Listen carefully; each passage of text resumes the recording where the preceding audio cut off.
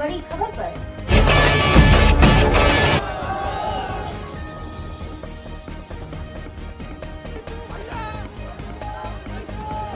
नमस्कार, कैसे हैं आप लोग? बढ़िया है।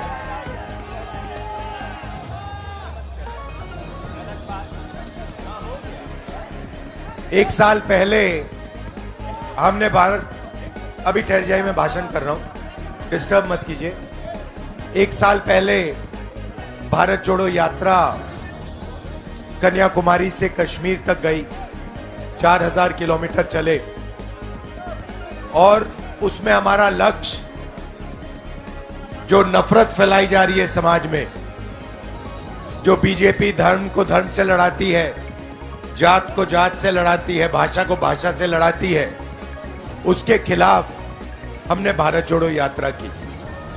बहुत सारे लोगों ने कहा कि देखिए आप कन्याकुमारी से कश्मीर तक चले, मगर ऐसे बहुत सारे प्रदेश है जहां आप गए नहीं। उड़ीसा है, झारखंड है, गुजरात है, तो आपको एक और यात्रा करनी चाहिए, मणिपुर से लेकर महाराष्ट्र तक। और इसीलिए मैं आपके आज सामने यहां खड़ा हूं।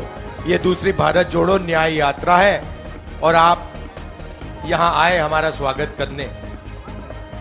इसमें हमने न्याय शब्द जोड़ दिया। क्यों? क्योंकि जो हिंसा फैल रही है, नफरत फैल रही है, उसका कारण अन्याय है। आर्थिक अन्याय, सामाजिक अन्याय, किसानों के खिलाफ अन्याय, युवाओं के खिलाफ अन्याय। पता नहीं आपको मालूम है इस देश में पिछड़े लोग कितने हैं? पिछड़ों की आबादी कितनी मालूम है आपको? 50%। और दलितों की कितनी है? 15। आदिवासियों की कितनी? 8। माइनॉरिटी की कितनी? 15। तो सब मिलाकर तकरीबन 90% होता है। ठीक है।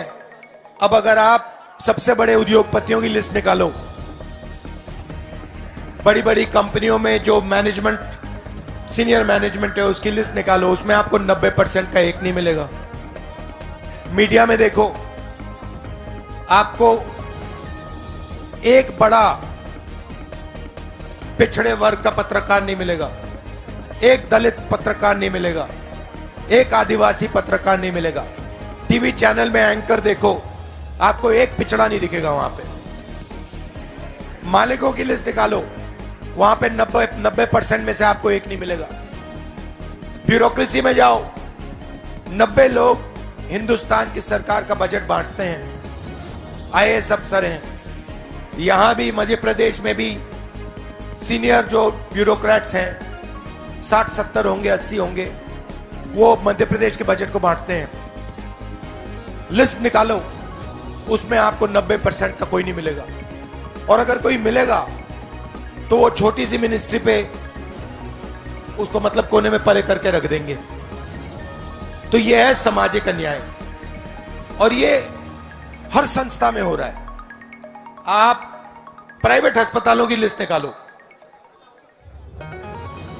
मालिकों की लिस्ट निकालो, वहां आपको 90% में से कोई नहीं मिलने वाला।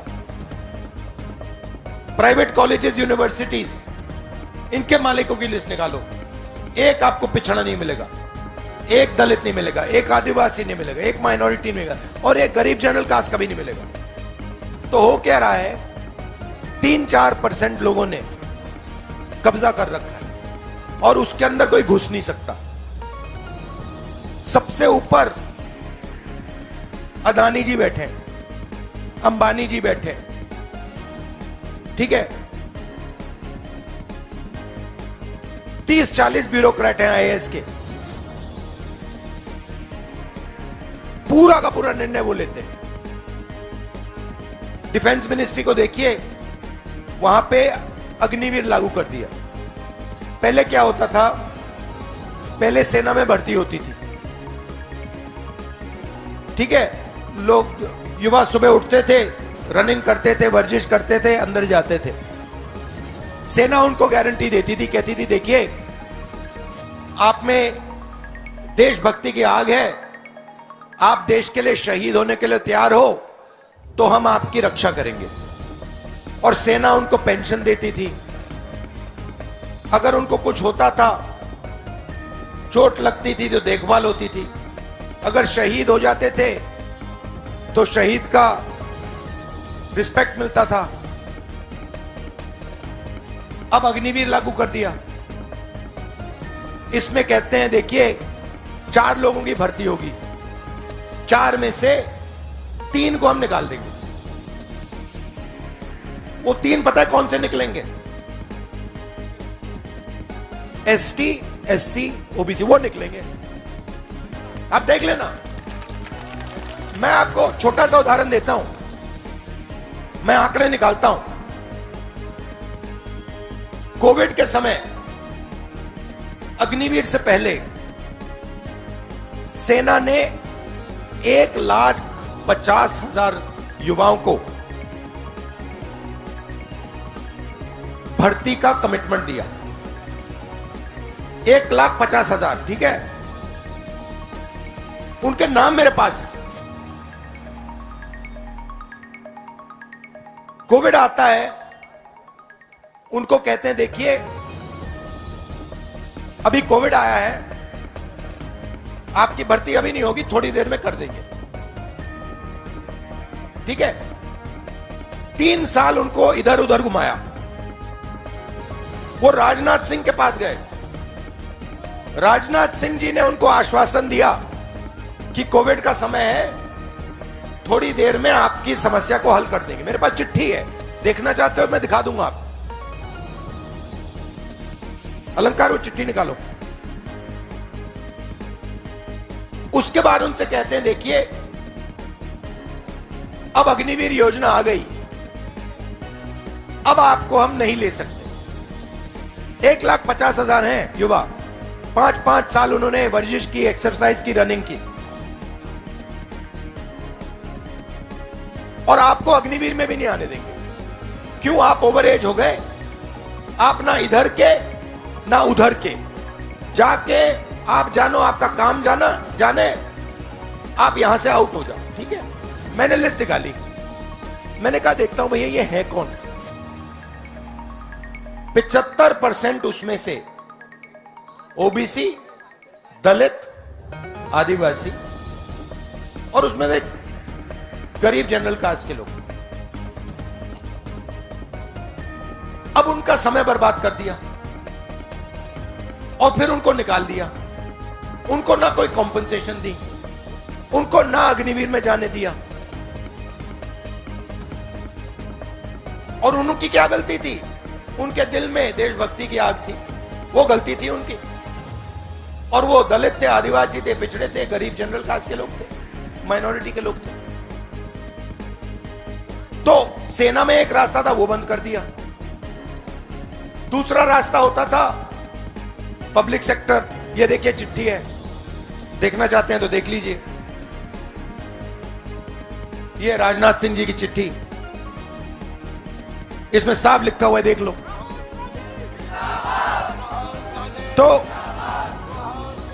तो वो कहते हैं देखिए आपको घबराने की जरूरत नहीं है, आपकी भर्ती हो जाएगी। 3 साल उनको घुमाया और फिर 1,50,000 है वो। अच्छा ठीक है, अगर 10 लड़के होते, 15 होते, 100 होते, वो अलग बात है। भाई 1,50,000 लड़कों को उन्होंने परे कर दिया। अब क्यों किया मैं बताता हूं आपको।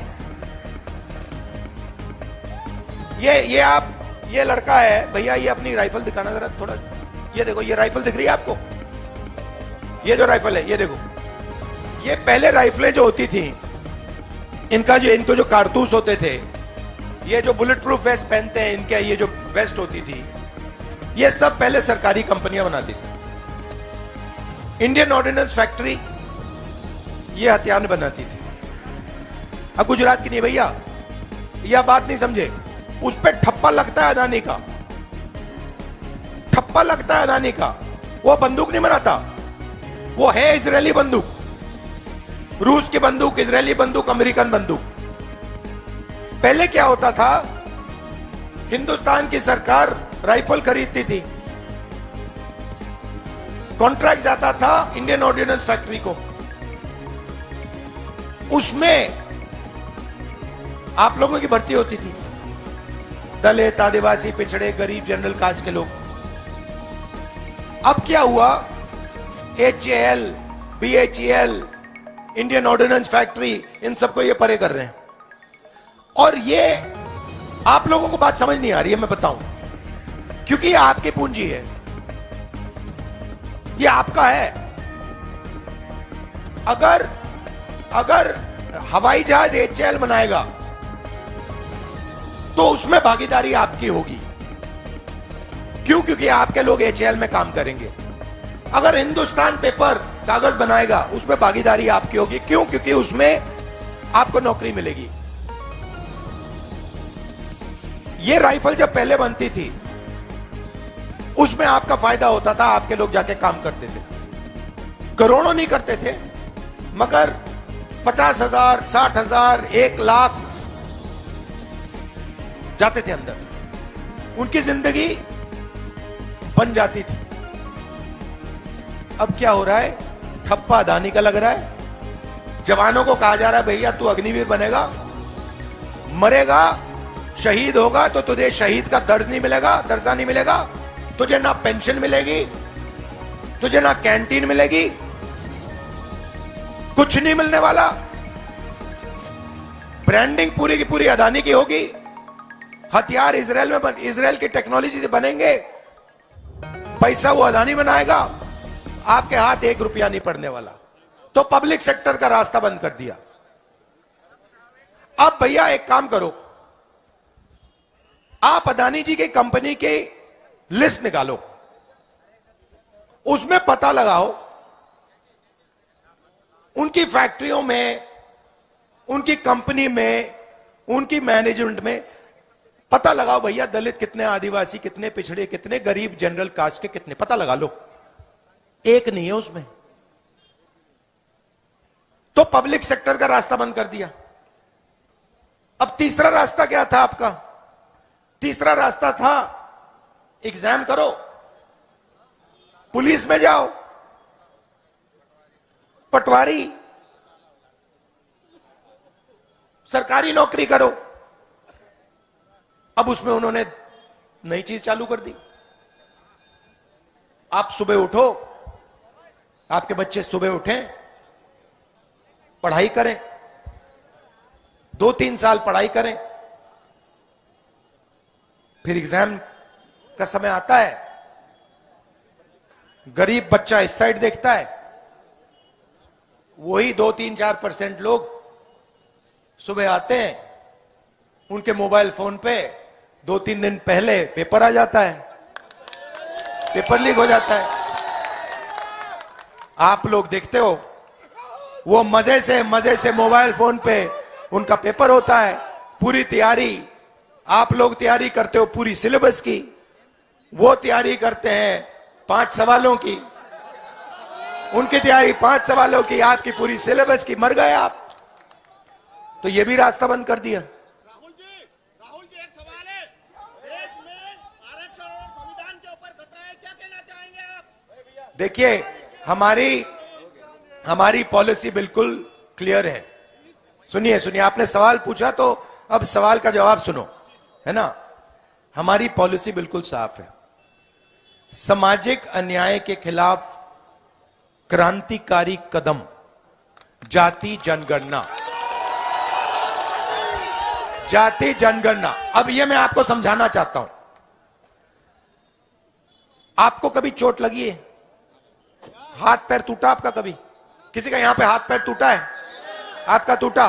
ठीक है, क्या टूटा था आपका? ये हाथ टूटा था ना। जब आप अस्पताल गए, आपको यहां चोट थी, डॉक्टर ने आपसे पहली बात क्या कही? एक्सरे। पहली बात कही, देखो भैया, सबसे पहले इलाज के पहले हमें पता लगाना है तेरे हुआ क्या। ये देखो, खड़ा हो जाए, इस पे आ जा।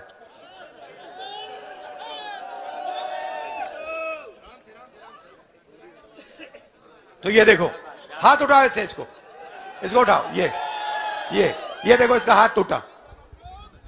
पहला काम डॉक्टर ने क्या किया? सर ओपीडी बनाई, नाम लिखा और एक्सरा। ओपीडी बनाई, नाम लिखा। से बोलो। जितेंद्र गुर्जर नाम लिखा सर। फिर एक्सरे का बोला। जी सर। एक्सरे का बोला, फिर एक्सरे लिया, फिर उसने कहा भैया इसमें फ्रैक्चर है, और फिर उसने कार्रवाई की, ये प्लास्टर लगाया। ये प्लास्टर उसने इतना अच्छा नहीं लगाया, मुझे लग रहा है बीजेपी वाले ने किया। ये कांग्रेसी से कराते तो चमकता हुआ सॉलिड प्लास्टर लगता। तो बैठिए। तो नहीं, यहां बैठो भैया, यहां बैठो, यहां आ जाओ, थोड़ा सामने से आ जाओ, यहां आ जाओ। तो हमारा कहना है, डेटा का जमाना है, 21वीं सदी का जमाना है, डेटा का जमाना है। भैया ठहर जाओ भैया, बाद में करना, ये डेटा का जमाना है। अभी नहीं, अभी इसको नीचे रख, वो बाद में होगा सब। डेटा का जमाना है। तो मैं यही कह रहा हूं, देखो देश को चोट तो लग रही है, पिछले वर्ग को चोट लग रही है, दलितों को लग रही है, आदिवासियों को, माइनॉरिटी को, गरीब जनरल कास्ट को लग रही है, वो तो दिख रहा है। तो पता लगाओ भैया कारण क्या है। सबकी गिनती करो, हर जात की गिनती करो, और फिर यह पता लगाओ किसके पास कितना धन है। अंबानी के पास कितना धन है, अदानी के पास कितना धन है, हर जात के पास। ये जो सोने की चिड़िया हिंदुस्तान है, इसमें कितनी भागीदारी है। यह पहला कदम है, क्रांतिकारी कदम है। देखिए, हम कांग्रेस पार्टी में हम क्रांतिकारी काम करते हैं, हम आपका टाइम जाया नहीं करना चाहते। कॉन्स्टिट्यूशन दिया आपको, संविधान दिया, उसकी लड़ाई में कांग्रेस पार्टी आपके साथ मिलकर लड़ी। आजादी दी, वहां पे आपको उस टाइम बीजेपी नहीं दिखी होगी, आरएसएस नहीं दिखे, वो भग गए थे, वो सब घर चले गए थे।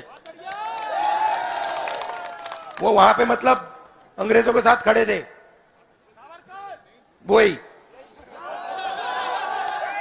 उसके बाद हरी क्रांति, सफेद क्रांति, computer revolution, bank nationalisation, mobile phone, ये सारे के सारे क्रांतिकारी काम ये कांग्रेस पार्टी करती है।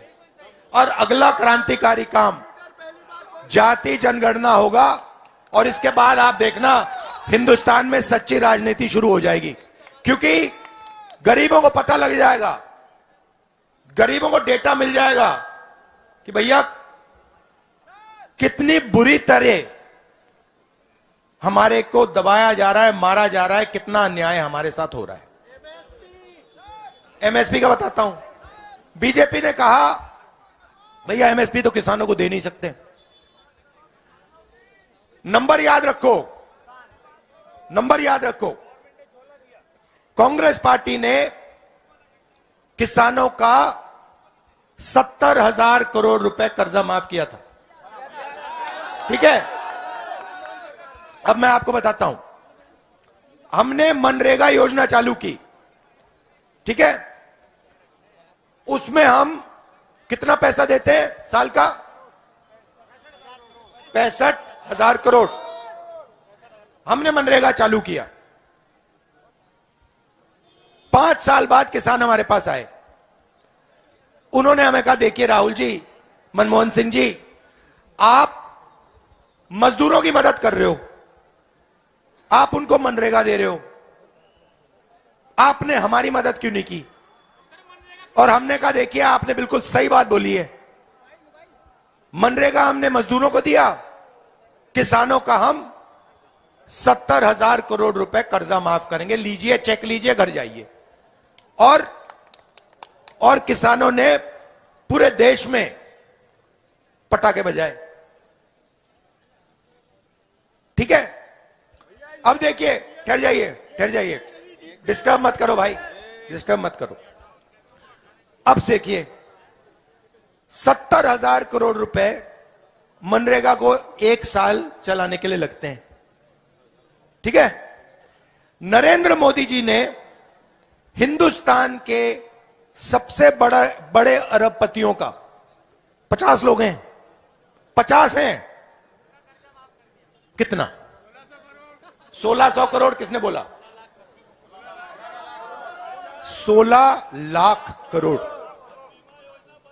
अब आप कहोगे यार ये राहुल गांधी 16 लाख करोड़ तो कह गया, मगर हमें ये समझ नहीं आई ये कितना है, क्योंकि ऐसा नंबर है ये सिर्फ अदानी समझ सकता है, हमें हमारे बस की नहीं है। तो मैं अब आपको समझाता हूं। नरेंद्र मोदी जी ने 20-25 लोगों को 24 साल का मनरेगा पकड़ा दिया।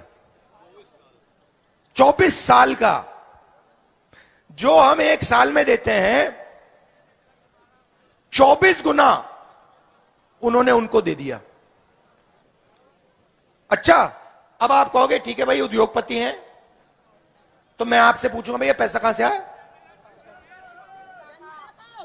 ये कौन सी जनता? कौन सी? ये जनता है 90%। 90% है पिछड़े, दलित, आदिवासी, गरीब, जनरल कास्ट, माइनॉरिटी है। कैसे? आप कहोगे कैसे? हम तो पैसा नहीं देते, हम तो नहीं देते पैसा। पैसा कैसे नहीं देते हो? आपकी शर्ट आपने खरीदी, जीएसटी दी आपने, जितनी जीएसटी आप देते हो जितना। मजे की बात सुनो, मजे की बात सुनो, हिंदुस्तान का सबसे अमीर व्यक्ति अदानी अगर शर्ट खरीदता है तो वो उतनी ही जीएसटी देता है जितनी हिंदुस्तान का सबसे गरीब आदमी देता है।